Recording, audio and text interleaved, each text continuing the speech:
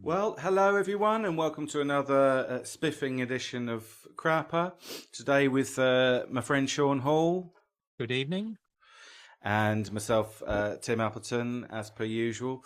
Now, today we're going to be looking at sidelong epics, as we're calling them, sidelong rock epics. Our favourite sidelong rock epics from 10 down to 1, whatever that means. Sean, did you have fun putting this one together? First of all, I'd just like to apologise if you hear the pitter patter of rain on the microphone, because there is a rainstorm and I've got a tin roof on this workshop. So anyway, I must admit, this brought up, it threw up, not literally threw up, but it threw up some very old choices that I hadn't listened to for absolutely years. And also I did on one or two, I played a bit fast and loose on the rules, so hopefully they won't be excluded by the jury afterwards. But yeah, it's very interesting. Thanks. By the umpire. Yeah. We need it. Adjudicators. We need a more rigorous umpiring system, don't we, on this podcast? Yeah, all right. Well, good. Yeah, I mean, I've played Fast and Loose once or twice as well, so we'll see how that works out. I mean, I think for me, what was interesting about this was like trying to compare structures, really. So I'm going to be really pedantic tonight. Comparing the structures of the epics and what the bands are the respective bands are going for. We haven't limited ourselves, I don't think, to any particular number from any particular band. So, I mean, I don't know whether that's been an issue for you or not. But I mean, I've got some double ups. But anyway, we'll get to that. So, all right, let's start with our number 10s then. So, do you want to kick it off, Sean? Yeah, sure. Well, number 10, I hadn't listened to for about 25 years. And I went for Vangelis, Heaven and Hell, Part One, which I came to know probably when I was a teenager. I was a strange sort of kid because I had a bit of a Vangelis obsession, not in a Peter way. Peter often says, I didn't have a man crush on Vangelis. I just thought he was supremely talented. And Heaven and Hell, I think it's possibly his best album.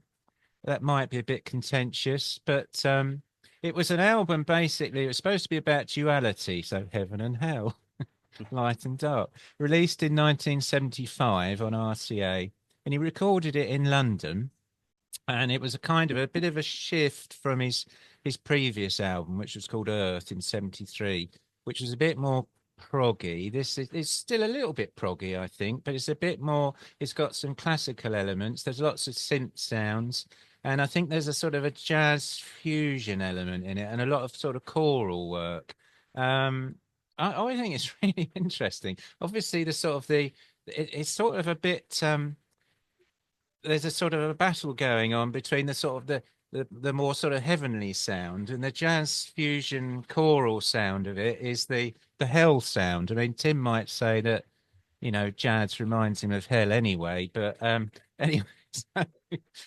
But I think it's a really interesting track, and it's notable. I think you've got I don't know if you remember the series Cosmos with Carl Sagan, which was broadcast I think early '80s.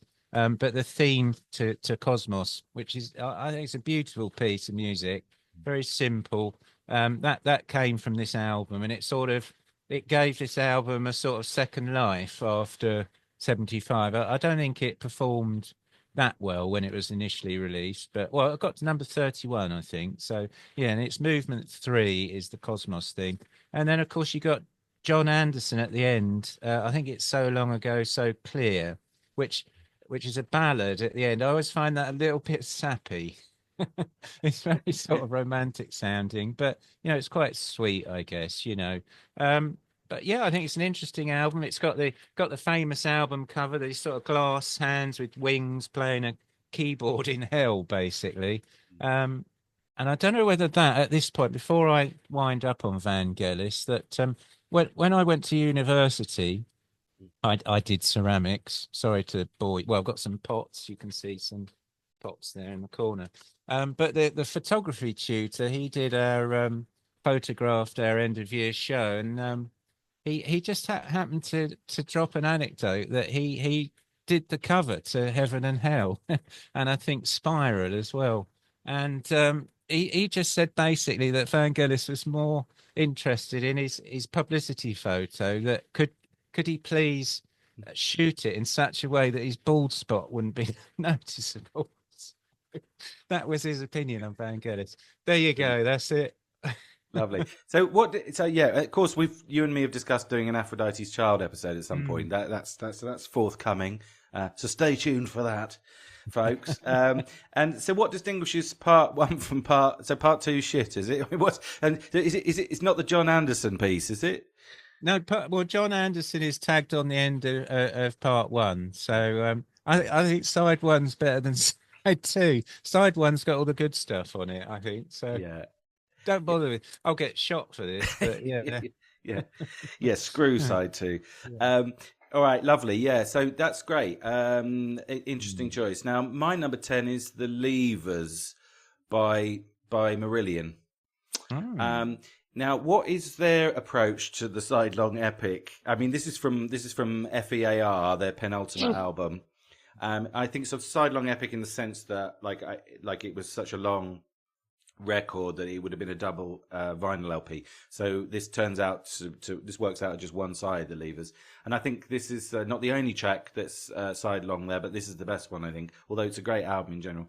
So what approach do they take to it? Well, I mean, the French philosopher Gilles Deleuze used to talk about molecular versus molar. I think this is a molecular approach as opposed to the yes-type molar approach. I mean, and I think really, I've never been a big fan of Marillion, I have to say, but the last two albums I think have been like sheer class, right?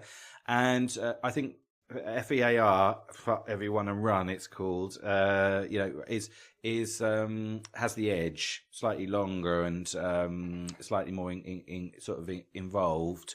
But yeah, this album is the first time I really understood their approach. I think what they do is they have like sections that they build up, and they give each section a name. And my thinking is that for them, like each section is somehow sort of diagonal to the previous one.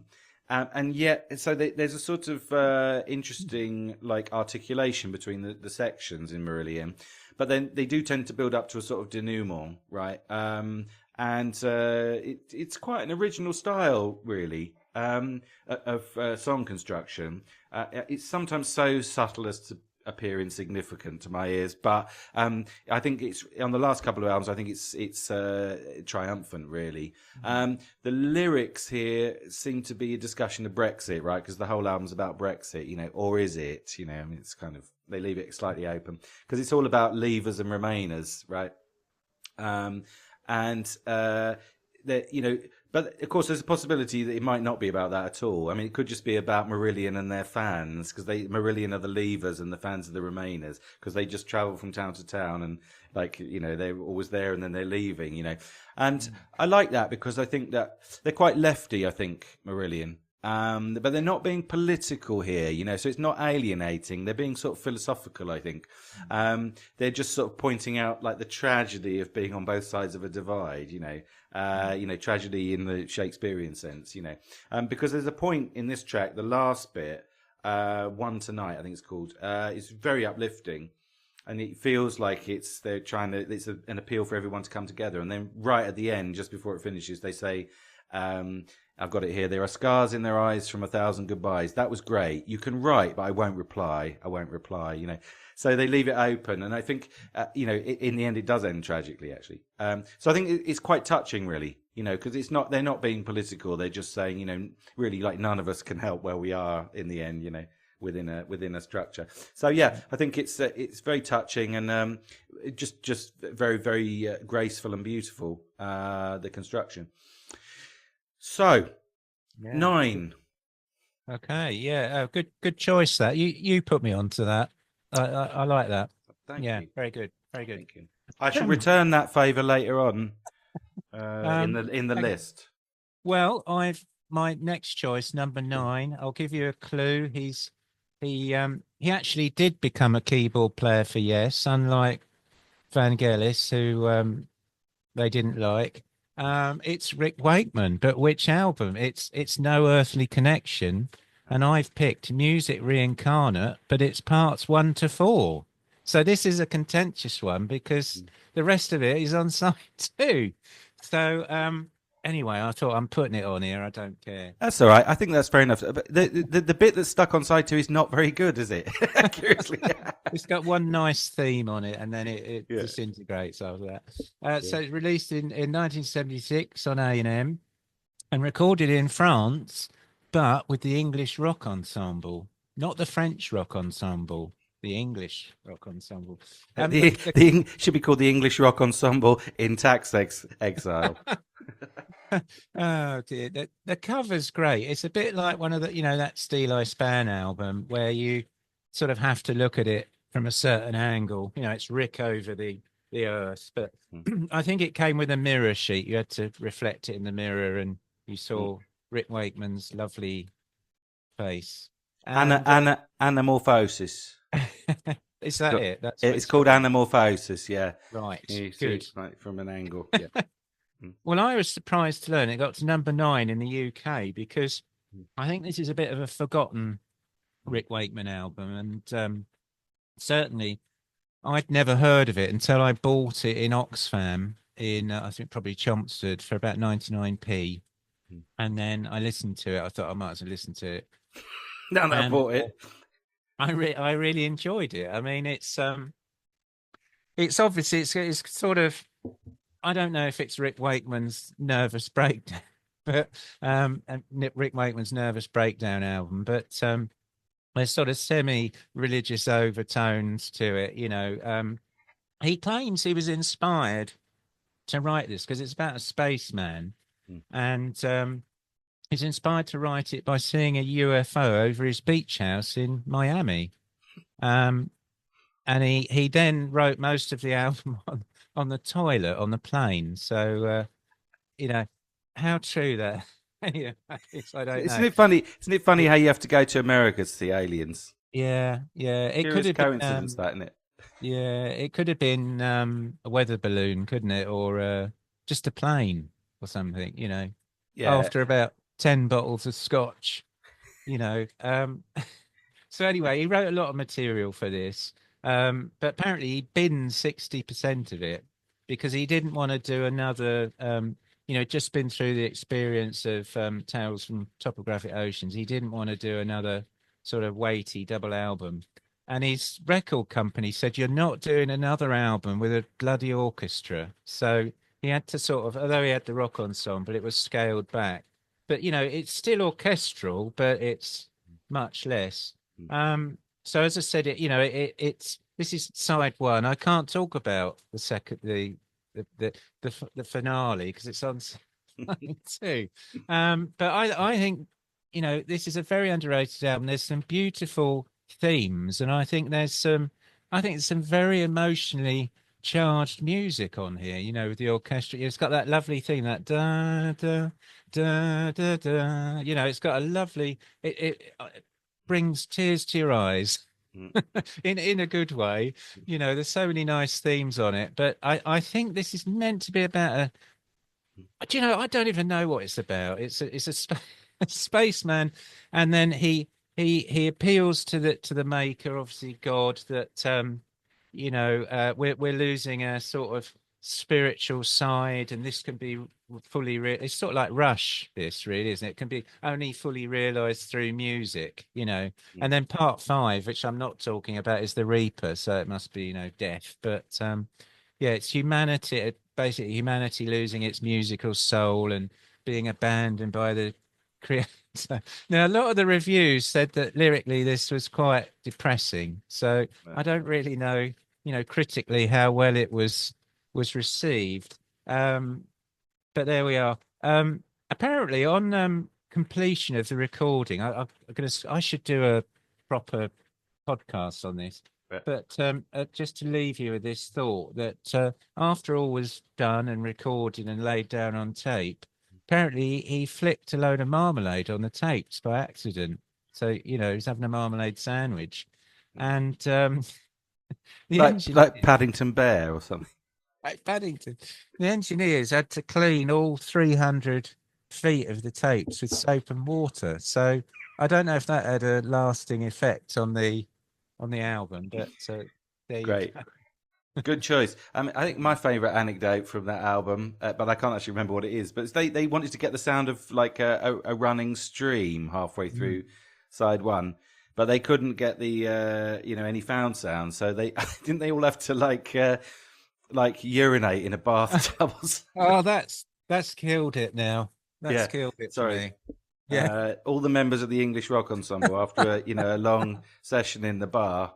A boozing session. Yeah. Oh.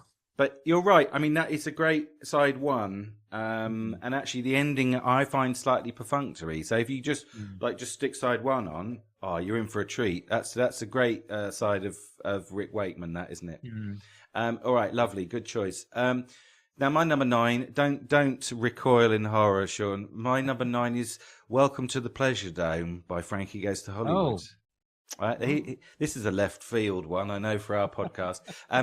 Formally, I think this is 2 tracks instead of 1. It goes on about 16 minutes, the whole sequence, but it's divided into 2, for a CD or whatever. But really, I mean, you stick the album on, you're listening to a side-long epic, I would say. This is where we're stretching the norms a bit. But I just think this is such a great concept. Who the hell came up with it? Well, obviously, Samuel Taylor Coleridge, but who thought of turning it into a dance track? There's a great musical mind at work here, right?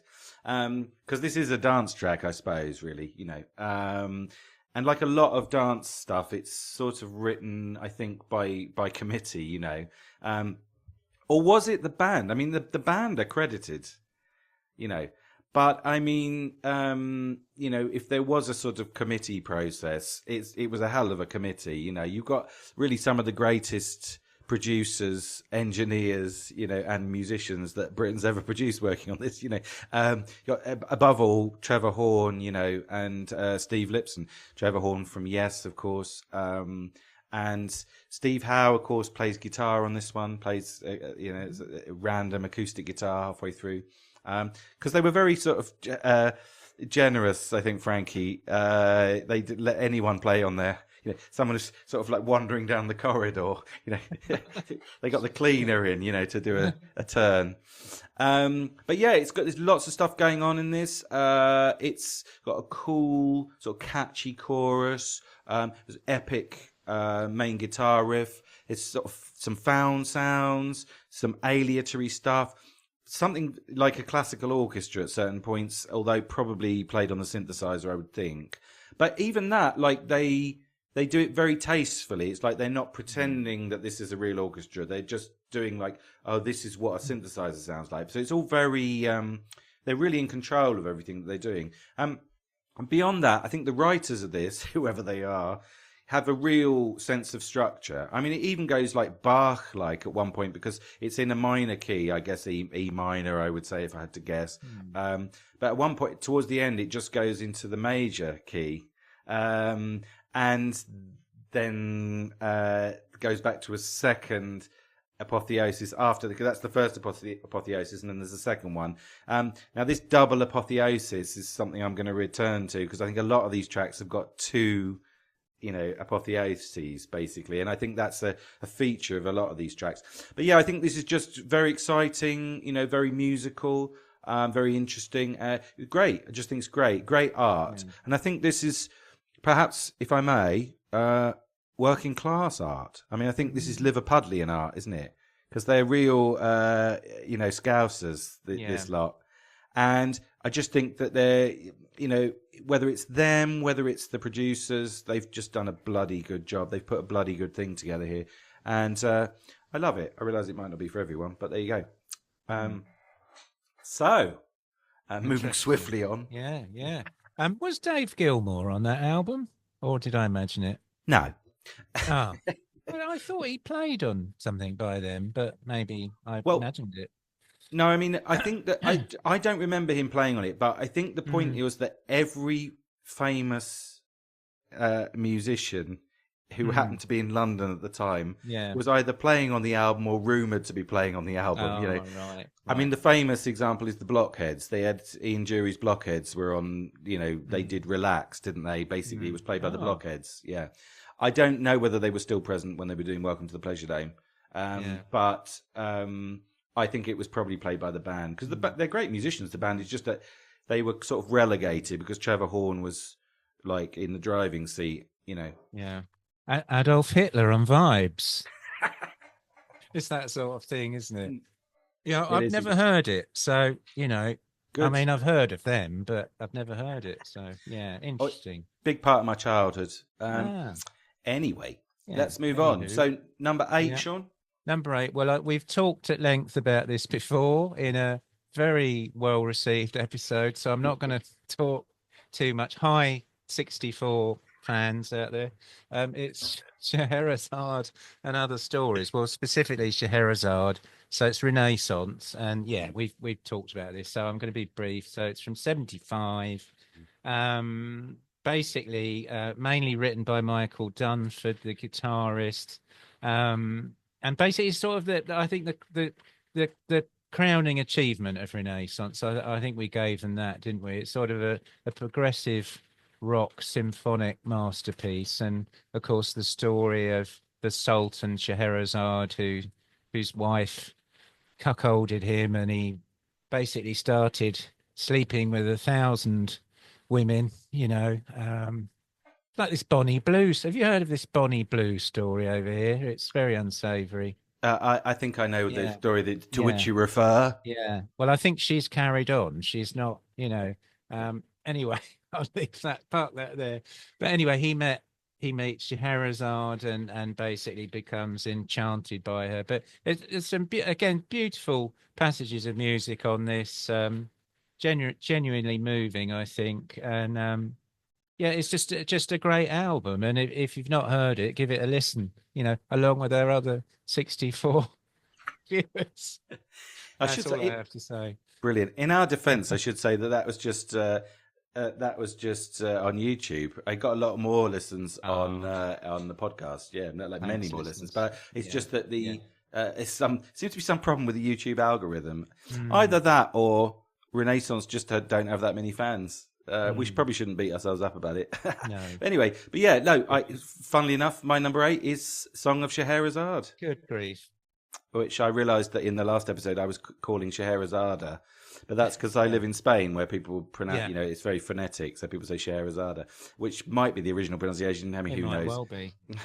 I mean, they're certainly geographically closer to Persia than we are, but I mean that's no guarantee of success. And you had the Moors, didn't you? You had the influence of the Moors. That's right. The yes, language, absolutely. Yes, I mean Spain used to be a Muslim country, didn't it? For 700 years, it was a Muslim country. I think. Well, on that note, actually, I think. You're right. There's not too much to say about this because we did a whole episode on it. But this time, I think it's just a perfect synthesis, really, of sort of good tunes and clever, interesting, very elaborate orchestral arrangements. Right. I think that what was I going to say? Yes, I mean I always think it's basically like a perfect construction. It's in 9 parts, but it's actually probably assimilable to about 4. You've got an introduction, a first narrative part, an orchestral interlude, and then a final narrative section, right? So which is kind of a logical structure. It's like a variation on an arch, really. So it feels very rational. And what I was actually going to say was that being in Spain, it reminds me of a trip to the Alhambra in Granada, right? Which was the big palace there, which I think is one of the, what do they call it? Heritage of Humanity, UNESCO Heritage of Humanity, or whatever it's called.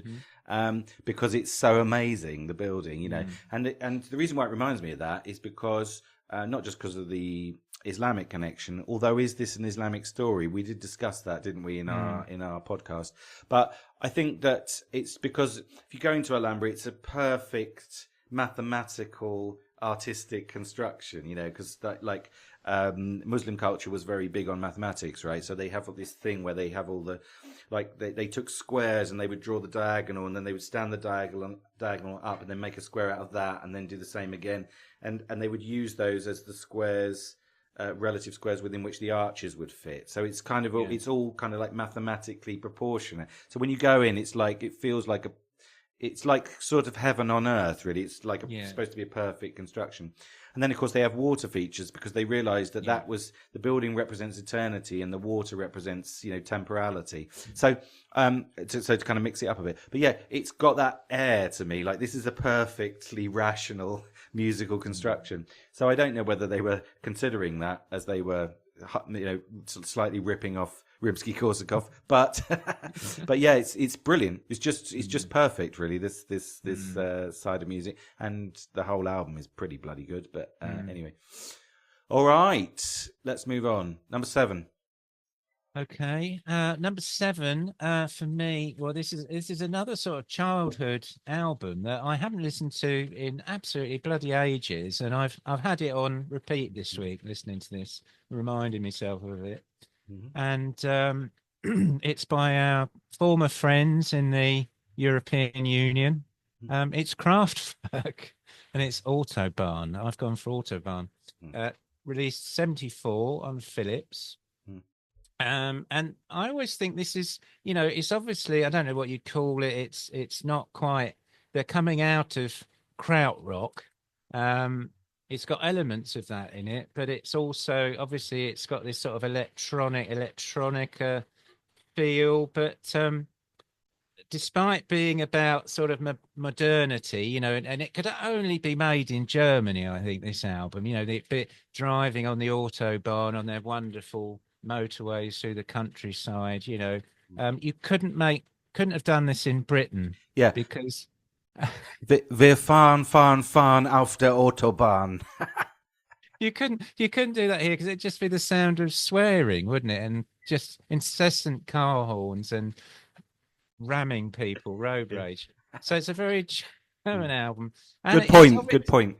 It's all its time. I think it's quite it's nostalgic, but it was really quite popular. It charted well in Britain, and it was, I think, around that time of joining the EEC where we were sort of, maybe our heads were turned by, they've got nice coffee in Germany and nice autobahns, and things like that, and Frankfurters, and it just couldn't be made in England. But I think, again, what's good about this, it's just got some nice melodies in it, I think, and it's obviously got this techno edge from the sort of the electronic sort of synthesized rhythms and so on. It's I think some of the keyboard sounds do sound very nostalgic. I mean, they're obviously meant to be ultra modern, but to our ears, they're sort of nostalgic. It reminded me a bit of, I think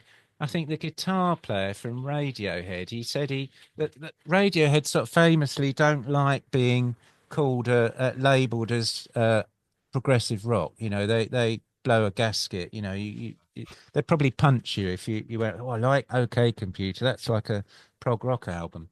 But I think it was Johnny Greenwood. He said that they were inspired by the sounds of progressive rock albums. So they don't necessarily like the music, but they like the sounds of it. And I can sort of relate to that with this album. The sounds that, are quite incredible, I think. And it's obviously a sort of a travelogue, isn't it? It's you're journeying through the music, or being led to believe you're journeying. And I really like that. Obviously there's early sort of forms of sampling on it, but there's also sort of organic sort of sounds on there. There's a little guitar section and a flute, which almost sounds sort of quite Indian. It's at the start of the album where you can imagine them, and they're in the beautiful fields of Germany, drive with no other cars on the road. But so it's always been an album I've sort of liked. It was one I sort of inherited from Steve, my brother Steve. He said, try this one. It's German, but it's good,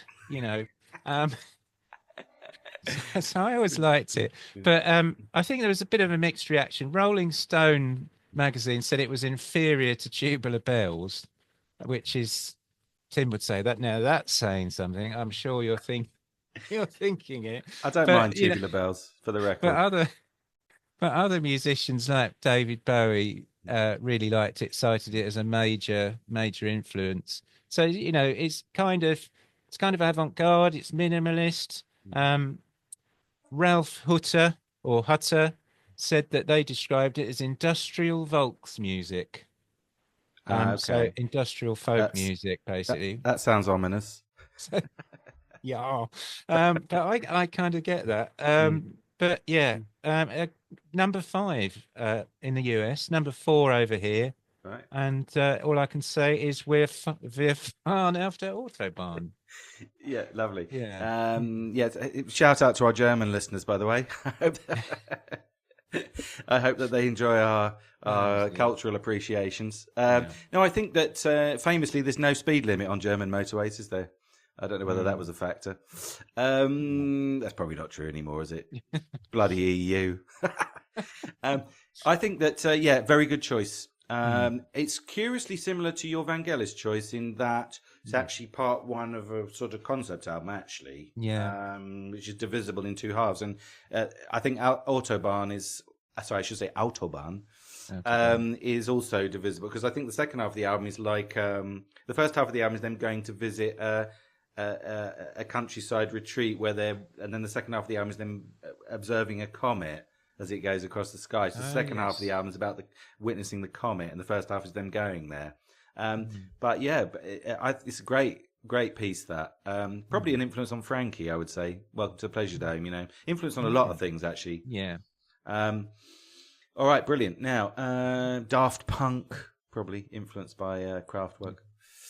Now, my number 7, that was your 7, wasn't it? I get lost. Yeah. My number 7 is Empire of the Clouds by Iron Maiden. Now, I have a strange relationship with Maiden in that I've always been a fan. I was a fan when I was a kid, but I actually I think that Maiden are one of those British bands like James and Suede. Wait for it. This is my controversial thesis. That were actually better after they reformed. They've done their best work over the last few years. I know that Maiden fans don't necessarily agree with that, but I think the Maiden Reformation albums are just amazing, really. Sort of the best stuff they ever did, really. And by the time they got to this album, Book of Souls, which I think was 2016, if I'm not mistaken, I'd gone off them a bit. The last couple of albums, I think they've gone downhill a bit, I have to say. But this is the closing track on the Book of Souls, and I think this is awesome. And it's 18 minutes long, so it's like the longest track they ever did, and it's the final side of the triple album that is the Book of Souls, actually, on vinyl. I think, for like most of these sort of sidelong tracks, you need a plan, don't you? To quote the A-Team. Is that the A-Team? I love it when a plan comes together. It is.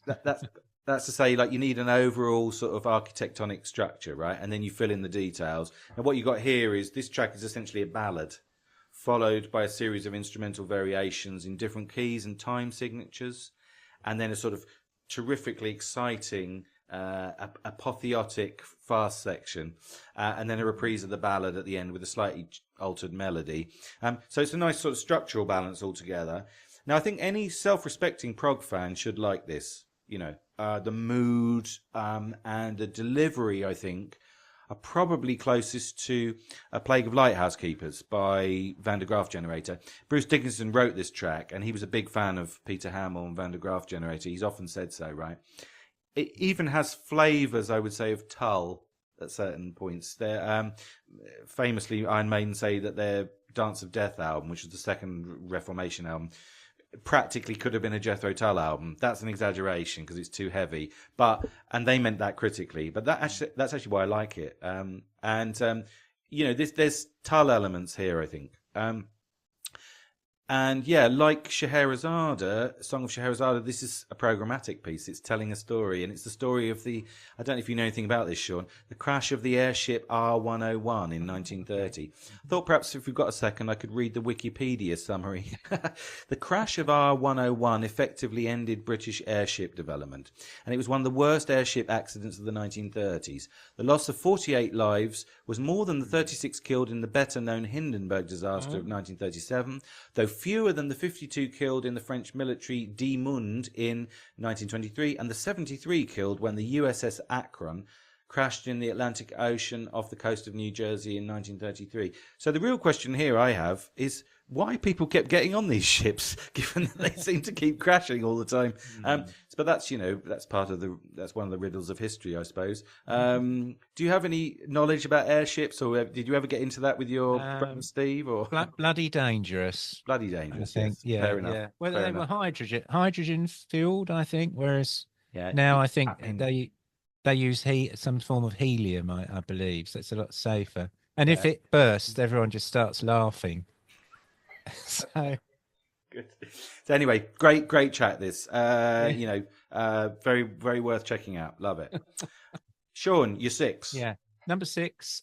Again, this is slightly contentious. Yeah. And it's ELP and Carnival 9, except that I've missed off the start of it because it's on side 1. Right. So I've got Carnival 9 first impression part 2, and then the second and third impression. So it's a bit of a cheat, but I think it's bloody brilliant. And I think that's called a sleight of hand. Well, you see, I thought I'd put down Tarkus, but then I realised that I didn't. It's crap. Yes. Sorry, Tarkus isn't crap. Yeah, I find Tarkus a hard listen, if I'm really honest. It's not on my list. No, but this is great, and the thing is, it's got a completely mad. Again, it's a touch of the science fiction. We've discussed it before, but it's basically humanity falling into decay, the old story, and they've preserved the decadence of the old world as exhibits, and then at a sort of some kind of bizarre fair. Peter spoke very eloquently about that, I think, in our little ELP discussion. And then it ends with a war between humans and computers, sort of AI, and the ending is sort of ambiguous. But I think the thing with this is it's got a crazy story. I think Peter Sinfield, I think, wrote it. But it's just got some brilliant passages of music, brilliant playing. Obviously it's a bit weird that I only know it from the CD version, really. So I don't think I had it on vinyl, but you had to flip it over, a bit like Rick Wakeman. Yeah. But their best, I think, one of their best works, and but not universally shared, that opinion, because Stumpy, famously, the music critic, wrote a very good book, didn't he? Which I think you've got. Yeah. He said that Carnival 9 ping-pongs frustratingly between the inspired and the intolerable. Which I think is a bit unfair, to be honest. Because Music Week, it's in their top 10 prog albums. So, obviously Brain Salad Surgery. But great album, great cover. Guy Giger, isn't it? Giger, who designed obviously all the stuff for the film Alien. Yeah. Brilliant. Yeah, 1973. Yeah, lovely. You can check out our episode on that, of course. And you can also check out. We should probably speed up a bit because we're going to be here all night. You can also check out the episode on my number 6, which is Five Bridges by the Nice. Right. Still with Keith Emerson. It's just a triumph. This, I think, 18-minute triumph. One of the first sort of sidelong epics, except Ars Longa Vita Brevis, which is on the previous album. But I like this one much more because they, as I said in my episode, they build out rather than building in. So they don't think, we're going to do a sidelong sidelongs worth of stuff, and we'll have this and then this and then this. It's small elements, 5 bridges, and then they build out. I mean, the only thing you perhaps criticise about it is the orchestral introduction, which is quite sort of derivative. But I think, I can live with it. I think it's a sort of scene setting for the important stuff that the band does afterwards, And I think the band stuff is really exciting and really interestingly written. It's Keith Emerson at his best, really, this, I think. And Keith Emerson at his best is always worth checking out, So even got sort of programmatic sophistication, because it's about the bridges that go into Newcastle, isn't it? And so they use the drums, the cymbals as sort of wave sounds and things like that. So they're doing like orchestra, band, traditional, electric, industrial, natural, all that stuff, which sounds sort of like Eastern philosophy when I put it like that. But actually, it's all very tasteful, I think. So yeah, it's one of my. I just love this piece. It's soundtrack of my life stuff. Shaun, 5.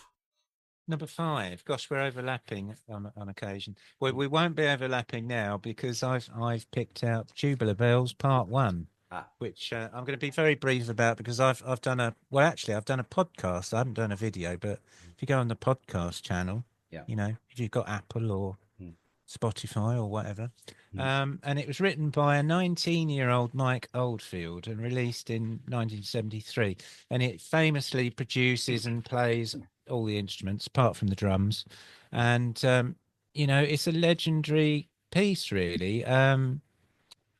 Famously, the piano, the minimalist piano part, reused in The Exorcist, which I don't think Mike Oldfield was particularly happy about. But I think there's something, I don't know. I think I read that Mike Oldfield might be autistic. I don't mean that in a. I mean, everyone's autistic these days, aren't they? I mean, neurodivergent, but in the sort of painstaking way he sort of composed and laid this down, where everything was, overlaid. I mean, it was ahead of his time with tapes and so on. It's so easy to do now, isn't it, with digital? But he was writing arrangements on the back of a fag packet, and then doing all the guitar parts and bass and whatnot and everything. So a bit of a labour of love, which is curious because in the end section where, Viv Stanchel's the master of ceremonies and he introduces all the instruments, and then he introduces a double speed guitar. Well, I don't know whether that's just a speeded up guitar, basically on tape. And he actually plays a bum note, and it really stands out. I mean, I hear it every time, and I think, why did you, and why didn't he redo that note, when they reissued it? But he left it in there. So anyway, he famously sort of birthed Virgin Records. Richard Branson made a packet out of him, didn't he? I don't think Mike Oldfield ever really topped it, and I quite like Omadorn. It's getting into the realm of maybe world music a little bit with some of the instrumentation on it, but I don't think. I mean, he had his hits in the 80s, didn't he? But I don't think he ever really topped this. And I suppose it's a sentimental album for me, but I enjoyed coming back to it for the podcast. Do you like Part 1 because it's got your hero Viv Stanchel on it? Yes. Thought so. Okay, lovely, good choice. Now my number 5 is Small Creeps Day, side 1. Obviously, Small Creeps Day. Now this is a specific form of the sidelong epic. I think it's essentially a suite. It's not an arch or anything like that. There's barely any reprises. It moves from section to section. I did an episode on it, of course, so I won't cover too much of that ground. But it's based on a book. And the book, as far as I can make out, is a picaresque. I mean, in order to confirm that, I'd have to read it. But I can't be bothered, because life's short. So the story seems to work as a picaresque, and because the protagonist is going on a sort of journey. So, in other words, this is program music, a bit like Song of Scheherazade or whatever. But this time, there's no reprises at all, right? But there does seem to be some sort of like subterranean structure in play, as you would expect in a novel or a story. What is it? Well, as I explained in my episode, it sort of seems to reflect the tension between like the programmed life of the factory. So the arpeggios at the beginning sound like ticking clocks and things like that. Plus the human idiosyncrasy, right, which is represented by the main character. And this is reflected even in the cover of the album. You've got a guy up in the factory, and then there's sort of like it's overlaid with something as if you're moving always between two dimensions. And yeah, I think this sort of reflected. This is reflected musically as well, because the harmonic developments are sort of idiosyncratic. But in order to be idiosyncratic, they have to start in a sort of fairly programmed way. And yeah, and like a lot of these sidelong pieces, it's got two apotheoses: out in the daylight and at the end of the day. And of course, again, subterraneanly, these get articulated together. So one's sort of a counterpart of the other. Anyway, it's very cleverly conceived, I think. And I think it's a beautiful piece of work. I think it's curiously underrated. A lot of people I've read think it's really good. But occasionally you get some weirdo who says, this album's awful. You know, I can never quite work out what the motivation is there. Anyway, yeah. So, Shaun, number 4. I was going to say it's so underrated. Even Mike Rutherford underrates it. That's right. It's crazy, isn't it? Never been sort of like re-released or remixed. No. Yeah. Bizarre. You're right. Number 4. I think you've just spoken about this band. I've got from Hemispheres Rush, Cygnus X Part 2, which I think's brilliant, and one of the best things they ever did. I think it's better than 2012. Personally, I think the playing on it's much better, the musicianship's better, the recording's better. Lyrically, we'll just brush over that. But it's quite late for a sort of proggy. It's very proggy, quite late for a proggy record, 1978, and did well over here, number 14 in 1978, and they were sort of breaking quite big. Didn't do so well in the States, did it? I think this one, or did it? Can't remember. No, I think 2112 was the. Did I say 2012? It's 2112. I'm losing the plot. And I think 2012 was a film with. It was awful, wasn't it? John Cusack. Oh yeah, was it about an ice age or something like that? Something, more or less, probably. It could have been. But like I was going to say, it's one of only 2 album covers where there's a man with his naked bottom. Yeah. Because obviously Yes did it, didn't they? Going for the one. I did wonder whether they thought, let's put a man. a nod of the butt cheek to Yes. Nod of the butt cheek. Oh dear. Anyway, and they recorded it in Wales, which is home of Tom Jones. But I don't know whether that was let's come and record where there's Wales has a slightly mystical air to it, doesn't it? Great place, Wales, I always think. And it follows on from A Farewell to Kings, Cygnus X1, isn't it? Cygnus X1, book 1. Yeah, book 1, which isn't as good, is it? Really, it's not that good, is it? But it's 18 minutes long, so quite a long time. And again, it's another spaceman, or as on the Rick Wakeman album, they don't say spaceman, they say spaceman. Like the dustman's bin, the postman, But I always think you have to say spaceman, not spaceman. Yeah, good point. Yeah, good point. But I think they do say spaceman on the Rush album, which Rick Wakeman, the English rock ensemble, get a black mark for that. Anyway, so he's gone into a black hole. Maybe it's a surname. Dave Spaceman. Dave Spaceman. And he's found. Shall I bother? Anyway, he ends up in Olympus, and he witnesses the struggle between Apollo and Dionysus, and caught in the struggle between heart and mind. Blah de blah de blah. Neil Peart. And there's a clash with the city builders and the forest dwellers. That's very John Anderson, isn't it? Probably, little Ewoks from Star Wars. Yeah. And he sees all this and he screams. And then the gods say, let's make you the god of balance. We'll call you Cygnus. I mean, who thought of this? It It's crazy, isn't it? But the thing is, the music's so good. So I don't really care about the lyrics. You know, in 1978, fancy writing a song like this. You know, you were pushing it, weren't you? Of course, today it would be Trump would say, "This is our hemispheres" or something. Yeah. All right. Oh dear, but Good. it's brilliant. It's brilliant, and I think Neil Peart's playing some timpani and gong on here, so he's added to his kit. And I think basically for me, it's the high point of Rush. I don't think they did such long tracks after this, did they? Or they started. The winds of change were blowing. So yeah, but a good one. Yeah, brilliant. Yeah, you couldn't get Neil Peart off the timpani in the mid to late 70s. Oh, dear. All right, good. Yes, lovely choice. Man, my number 4 is Echoes from Meadow. I am denied about this because I have, well, I won't go into it. I'll come back to it in a second. But I decided in the end that Echoes was the sort of paradigm sidelong Floyd track. I think from the first note, really, this track is an exercise in economy, isn't it? They were famously short of ideas around this time because they were always short of ideas, right? So I think what they've done here is sort of deconstructively, as it were, they've turned their lack of ideas into an idea, which is brilliant.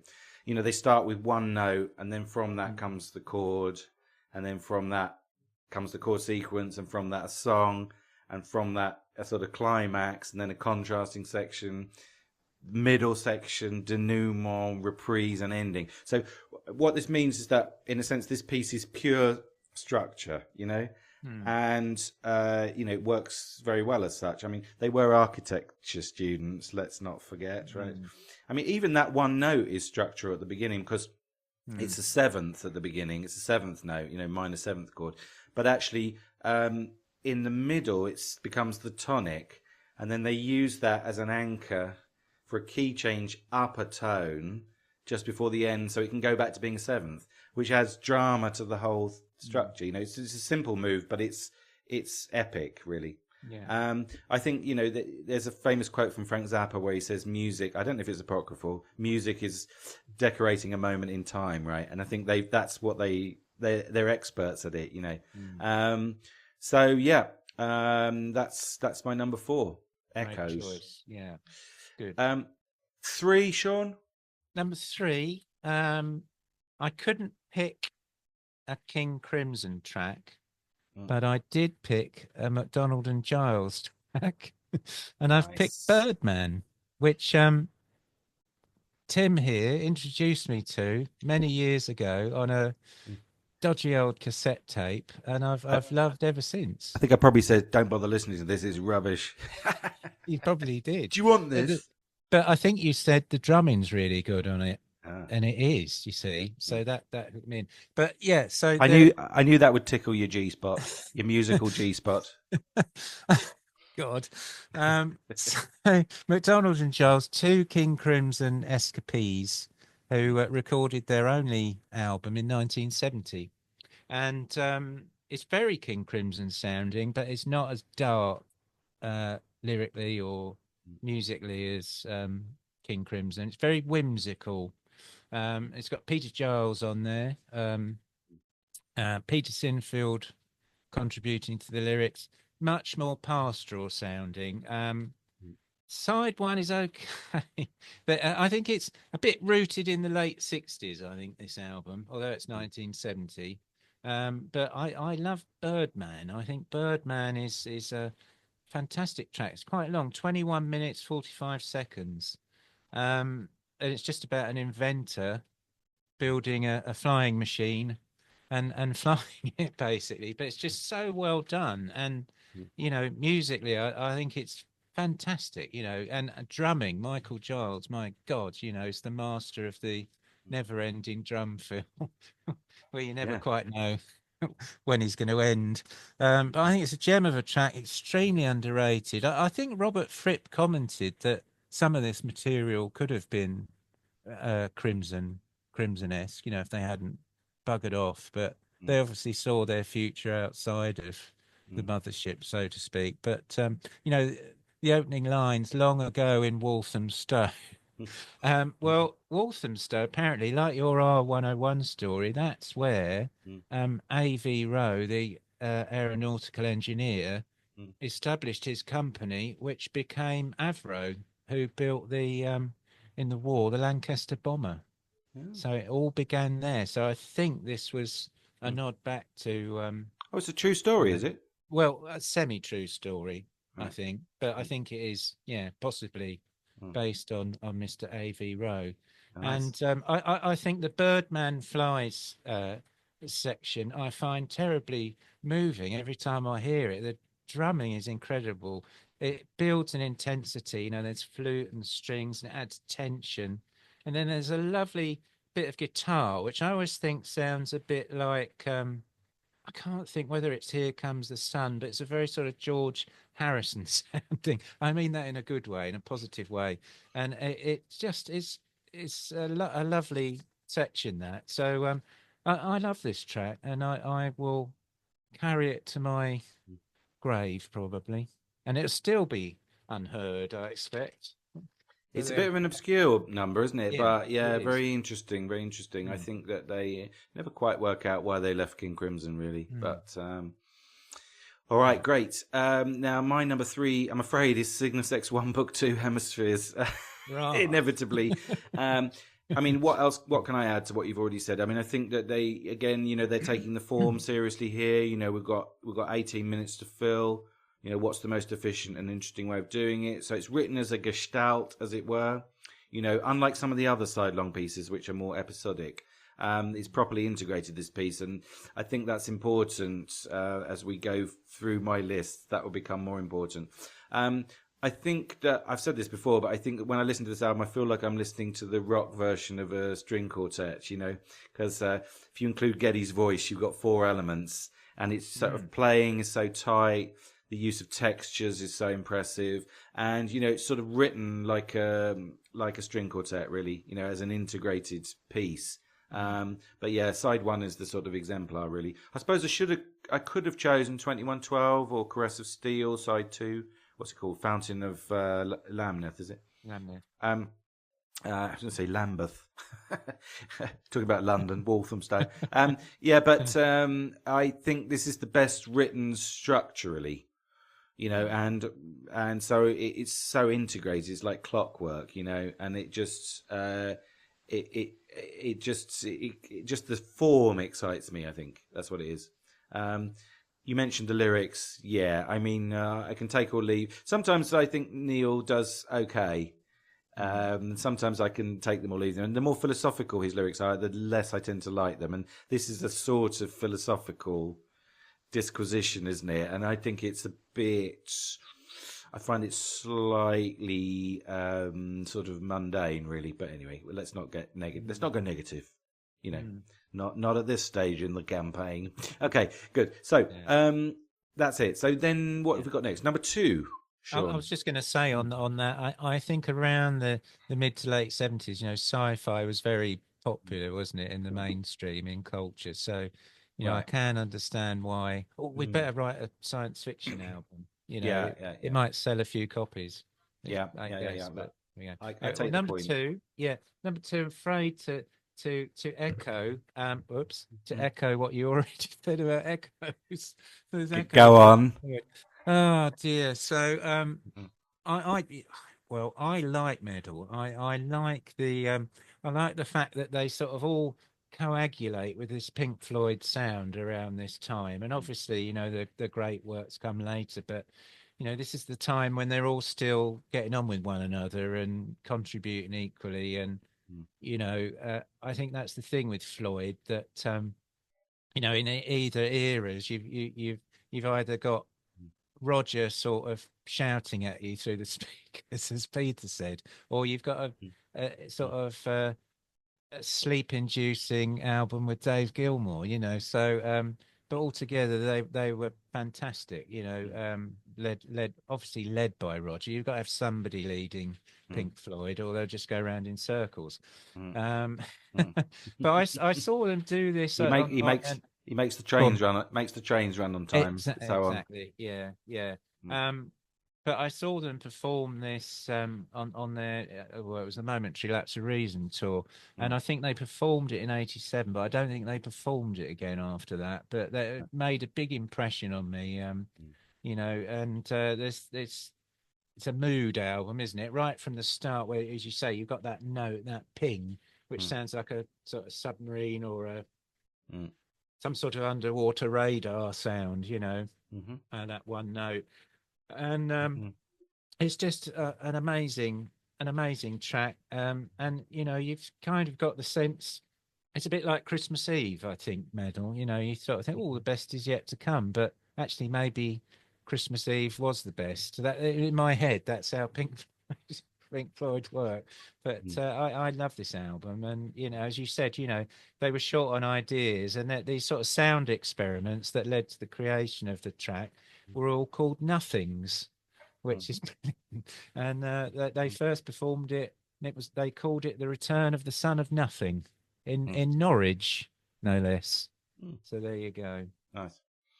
You see a pattern emerging here. All these British long track prog tracks are all about the Industrial Revolution. You know, you've got submarines, airships, planes.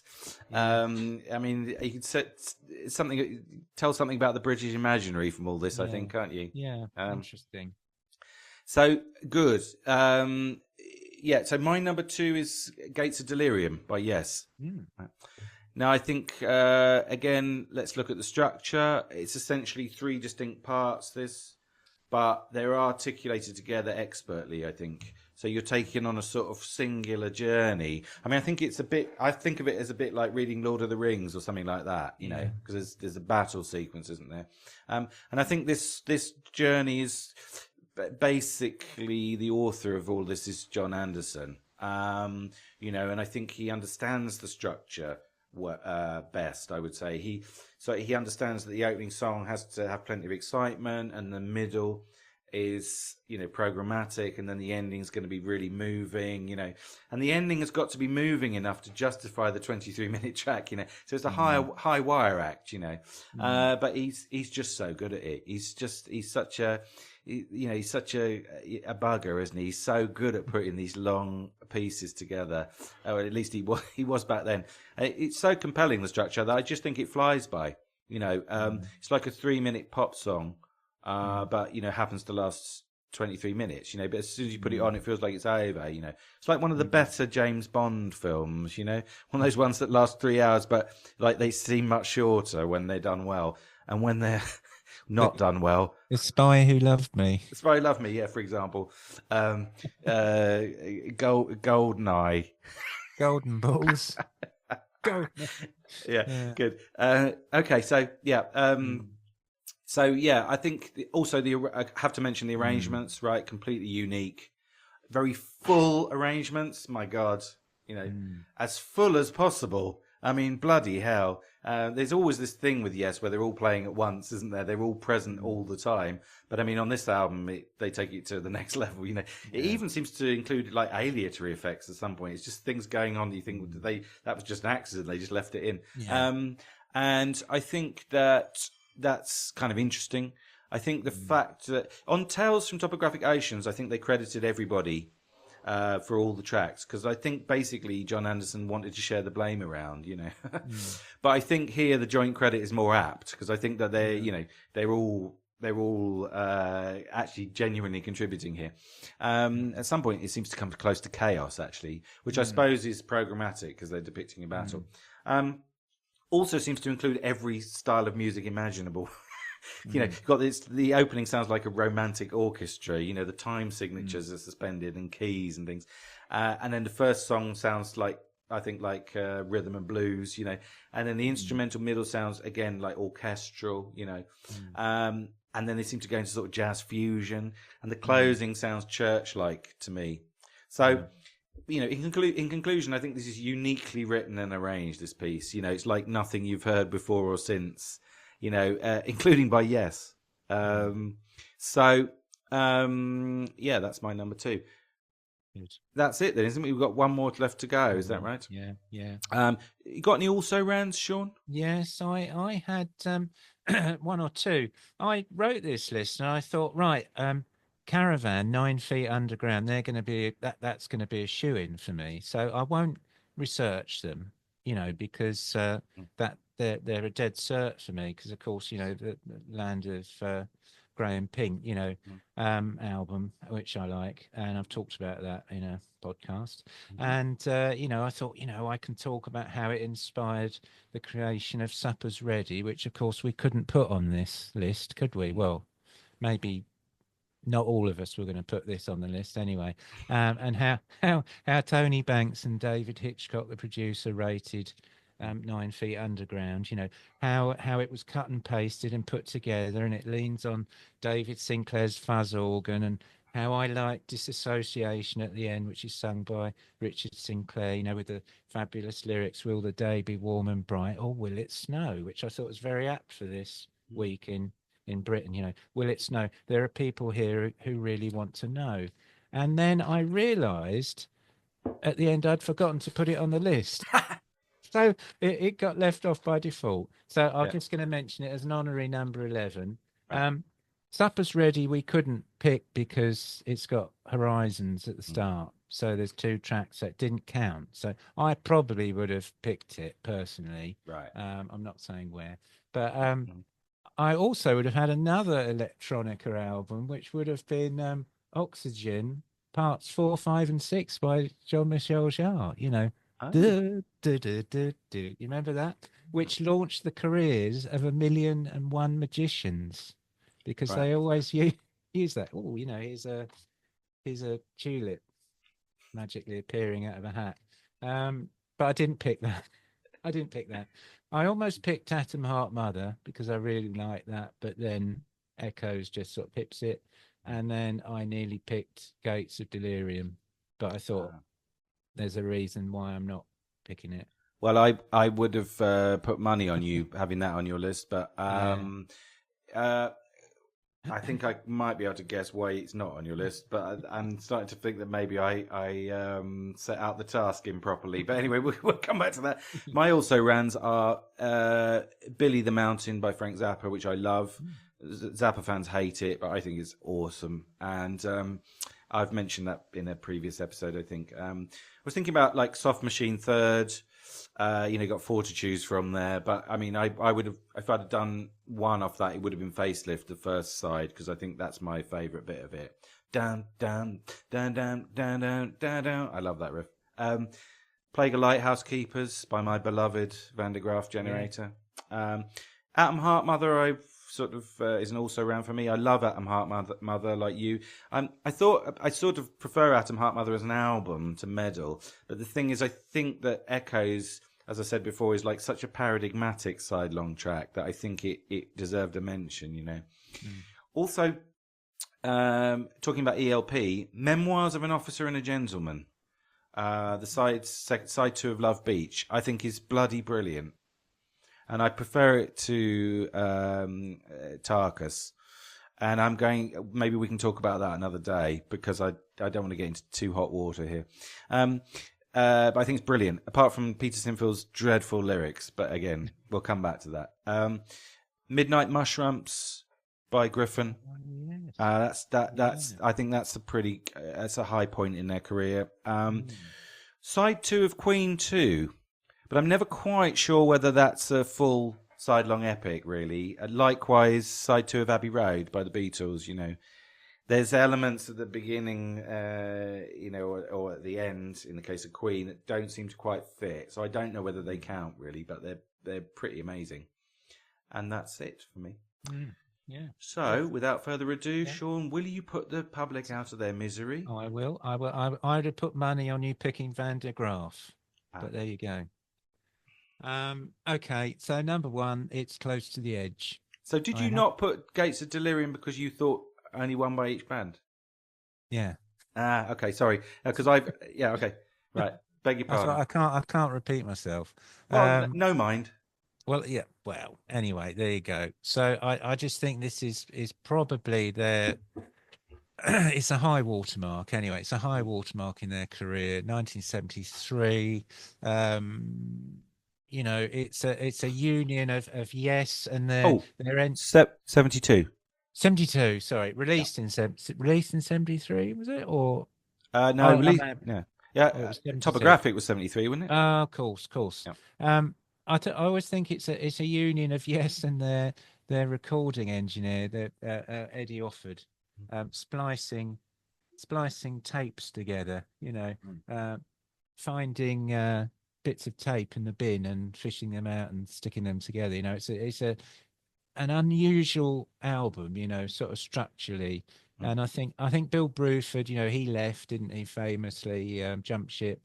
He found it an excruciating process, but he sounds bloody brilliant on it. You know, I think they Eddie helped build him a wooden platform to put his drums on, so he'd get quite a live sound. So, you know, I think Eddie Offord is a unsung hero of Yes, you know, a bit like George Martin, but you know, it's incredible the whole conception of it.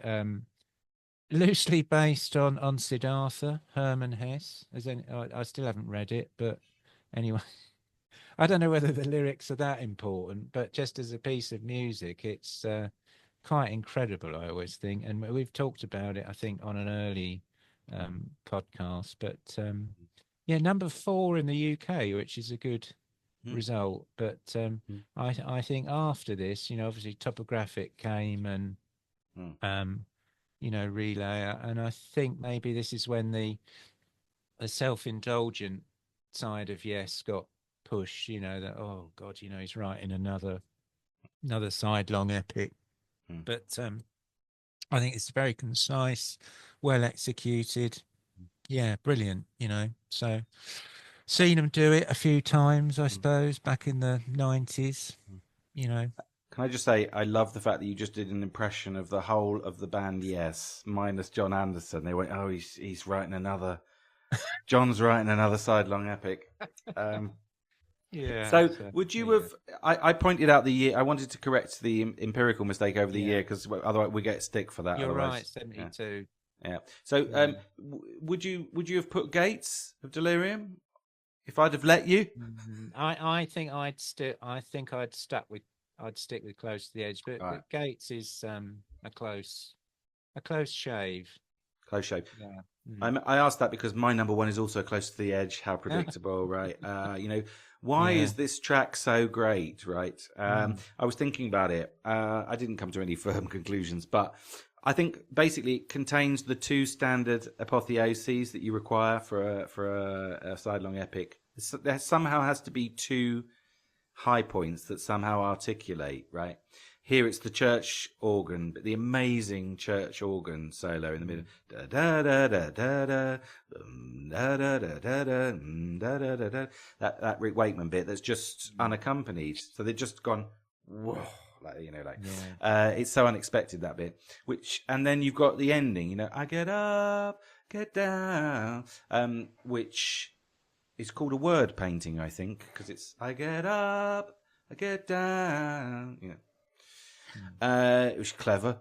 And they're both brilliant, those elements, and then they weave the whole of the rest of it about them. As I say, they articulate it all together, you know, so well. They frame it so perfectly. It's not a medley, this track, you know. Medleys can work. We've mentioned a few here, but this is an integral piece of writing. I think that's like Echoes by Pink Floyd is a bit similar. Cygnus X1 Book 2 is a bit similar in that sense. You know, you're sort of dealing almost like classical music here, in the sense like this sort of integral construction, but of course with a rock sound, you know, which if you're into that is important. You know, I sometimes think, you know, classical music, but with Bill Bruford on drums. I mean, maybe he left, Shaun, because he couldn't think of anything else he wanted to do with this band. Because after this, what do you do, really? Yeah. I think they probably had the same problem, you know. Yeah. But yeah, I think I just think it's a perfect artistic construction, this track. You know, and I'm so glad it exists. All right, good. Well, do you have anything else to add, or shall we? That's it. I will say adieu. You'll bid adieu. Yeah, I mean, those are our choices, but what are yours? Please feel free to let us know in the comments. And so it simply remains for me to thank Shaun Hall. Ta-da. And it's ta-ra from me, and we'll see you on the next episode, which will be coming up, I guess, next week. So bye.